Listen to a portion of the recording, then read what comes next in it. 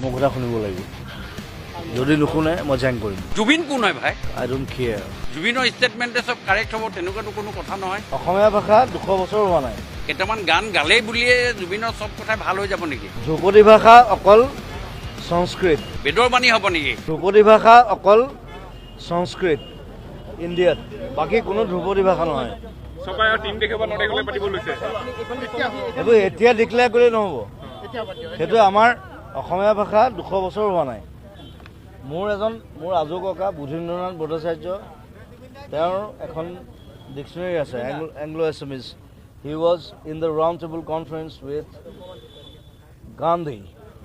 তেওঁক লৈ গৈছিলে যোৰহাটৰ পৰা তেওঁ মোৰ আজু ককা হয় গতিকে এছামিজ ভাষাৰ কথা ক'লে আন্দোলন ঢেকীয়াল ফুকন মই একদম ৰুটছত ধৰিম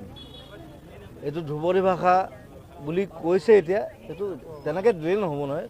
এইটো বহুত পিছত অহা ভাষা ধ্ৰুপদী ভাষা আমাৰ কেইটামান আছে অকল পালি প্ৰাকৃত এণ্ড সংস্কৃত জুবিন কোন হয় ভাই জুবিনৰ লিভাৰটো বেলেগ বেলেগ জেগাত আছে নেকি আমাৰ যে লিভাৰটো জুবিনৰ ষ্টেটমেণ্টে চব কাৰেক্ট হ'ব তেনেকুৱাতো কোনো কথা নহয়